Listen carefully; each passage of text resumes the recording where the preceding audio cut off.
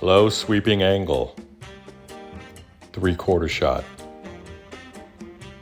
Gratuitous shots of my gear warming up in a hazy background. You know, it's time for a voiceover. I'm duking it out with this old Ampeg SVT-II. And I've gotten to the bottom. The crux, the core of the matter, the Hindley of the matter.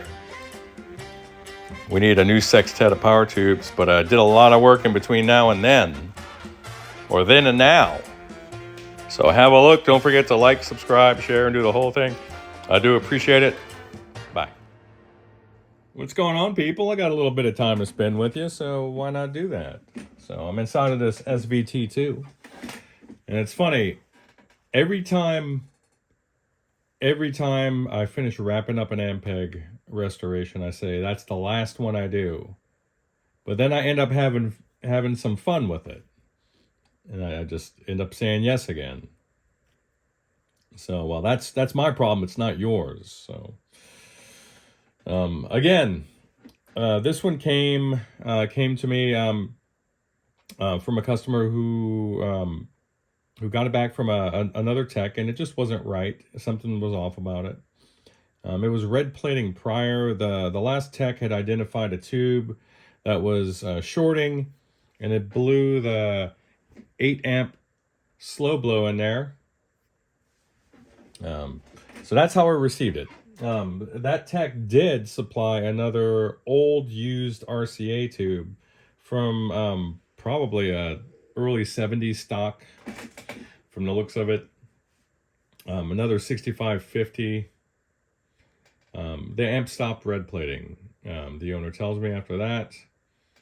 However, I noticed that I wasn't able to get... I did a check on the voltages prior. I measured ripple, did the whole thing, and everything looks great.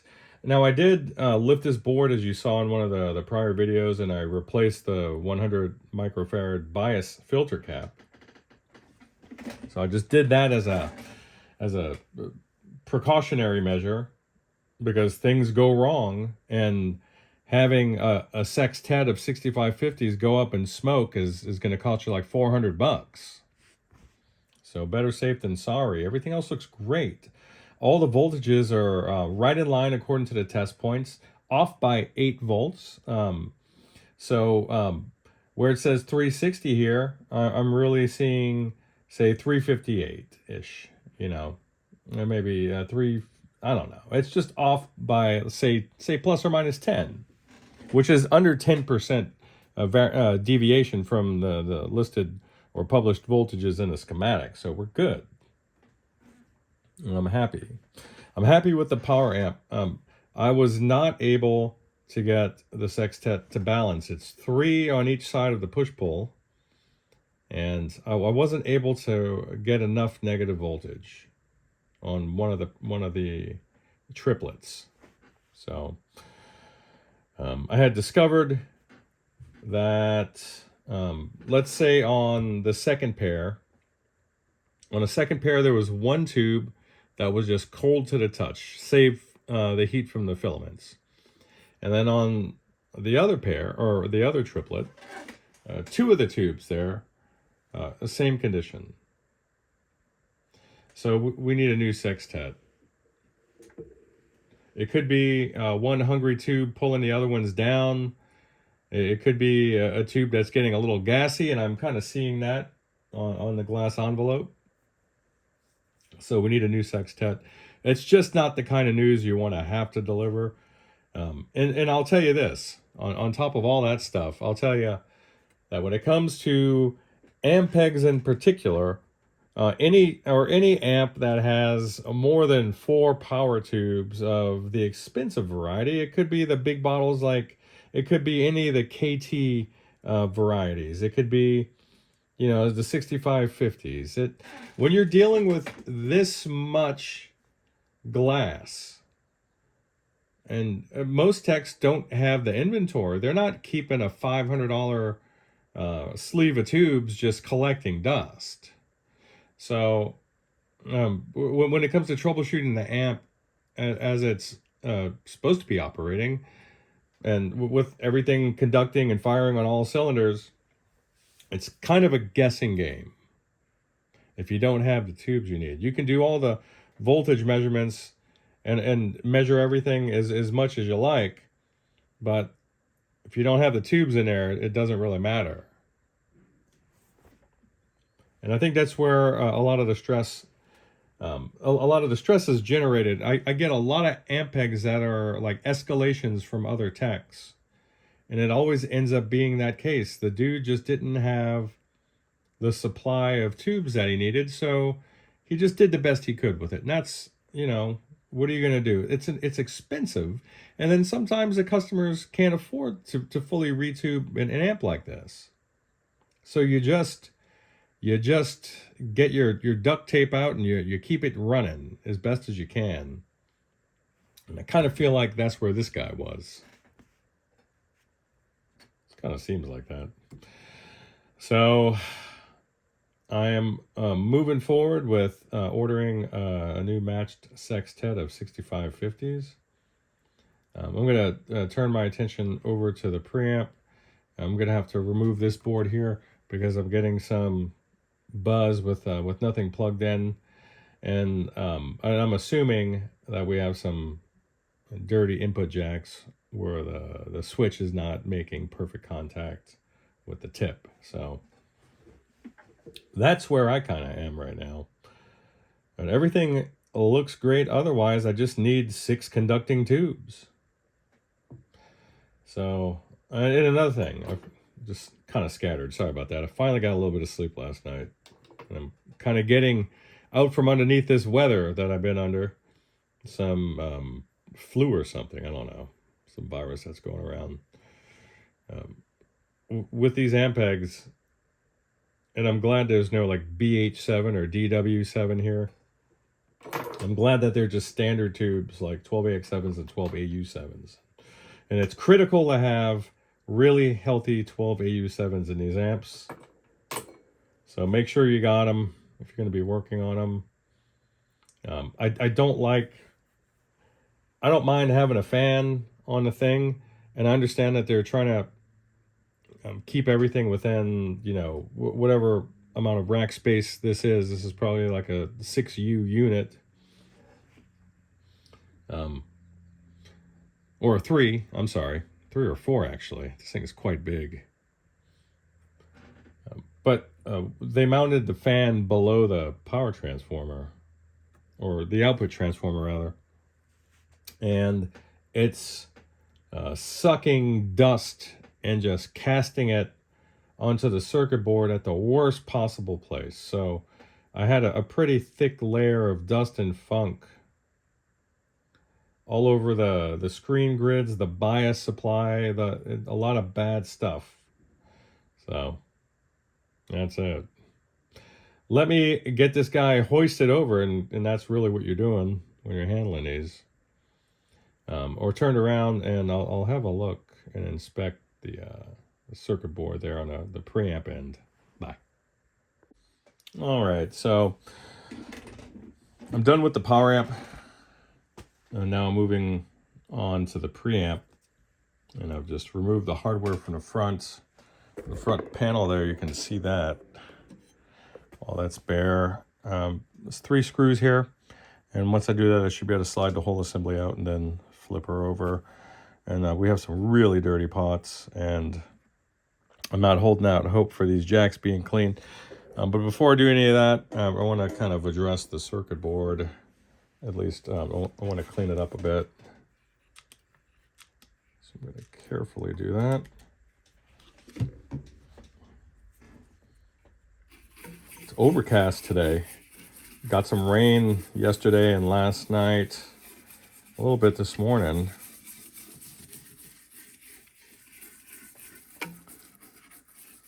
Kind of nice.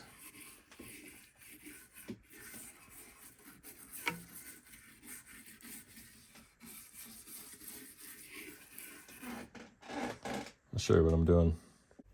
Nothing fancy. Just like to clean things up. The funk that's on here is not critical in any way. It's not causing any issues. It's just I like clean surfaces to work from, and if I have to make some repairs, then that will be nice and clean. And yes, I've drained all the caps out. So we'll just wait for these guys to dry. And we should be in business. So let me get this out. All right, where am I at? With these amps, you just really have to keep track of a lot of nuts and bolts.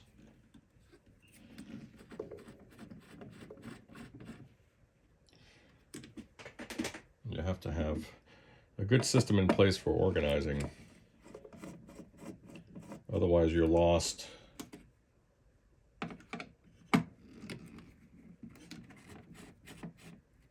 You're just lost at sea.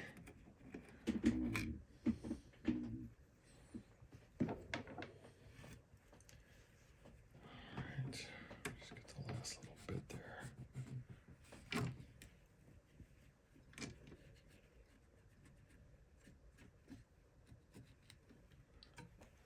Alrighty.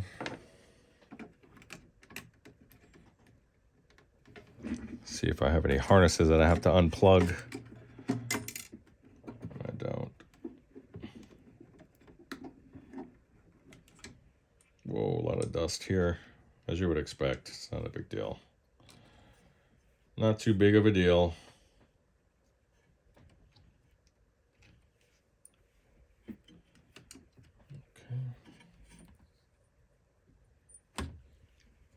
Like good quality signal caps, I'll tell you.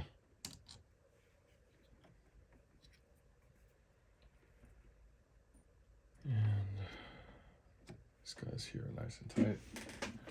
Pardon me.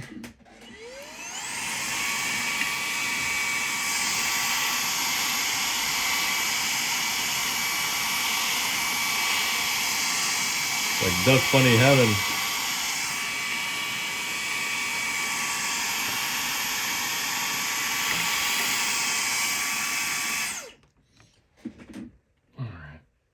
So let's see, we have 2 harnesses holding this guy in. The yellow one here on the back side. Then we have this blue one here on the left-hand side. Now we're free. I might take the opportunity. Oh yeah.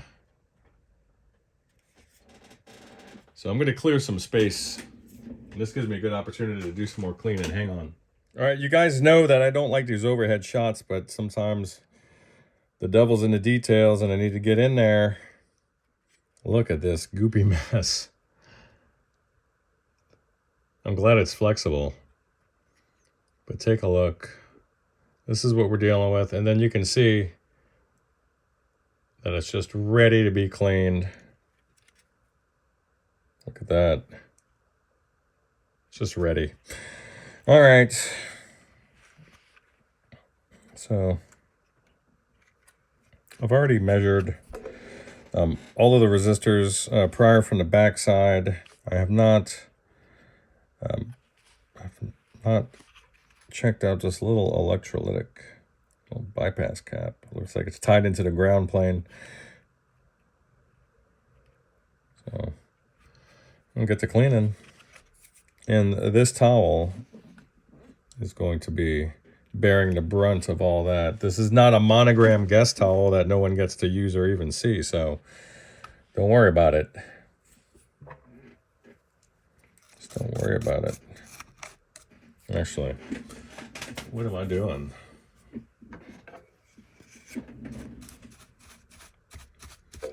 Lyle, I don't know if you're watching this, dude, but I got this trick from you.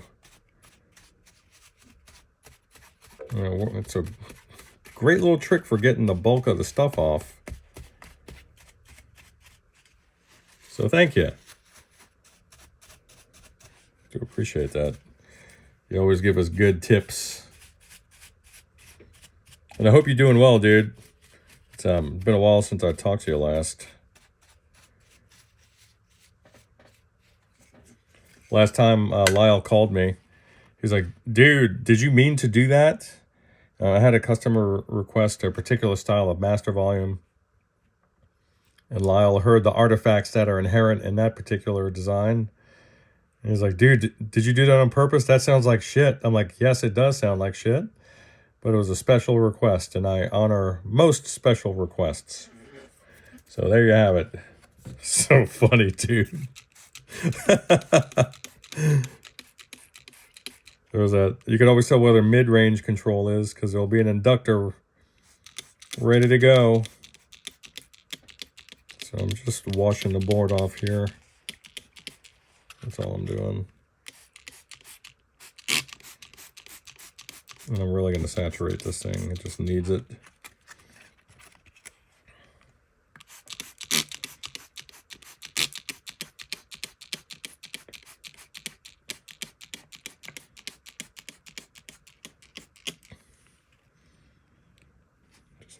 Nasty.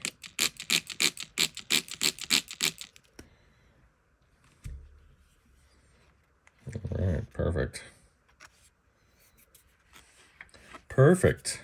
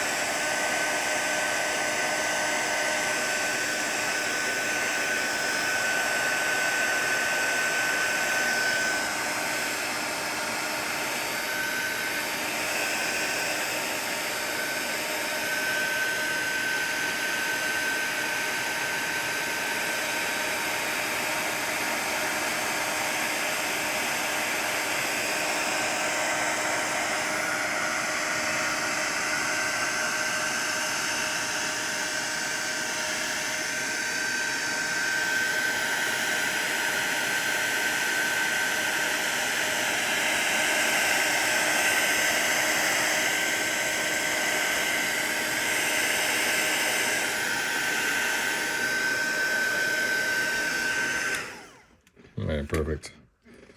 Not that I want to breathe the vapors of this stuff. It's toxic. Really is. It's toxic.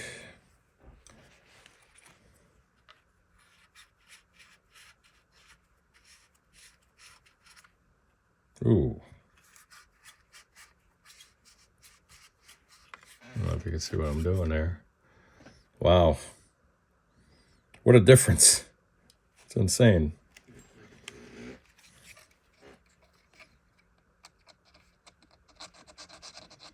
And this is one of the fundamental reasons for the noise with nothing plugged in.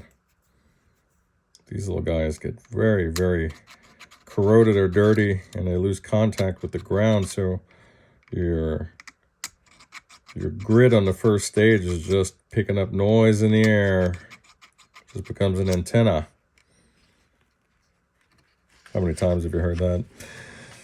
All right, let me grab some Q-tips because that's what I need. So you guys hang on. All right, and though not a sponsor, but a friend, huge shout out to Aeroflex for all their amazing straws and things that allow me to access the toughest to reach pots, regardless of like where they're situated.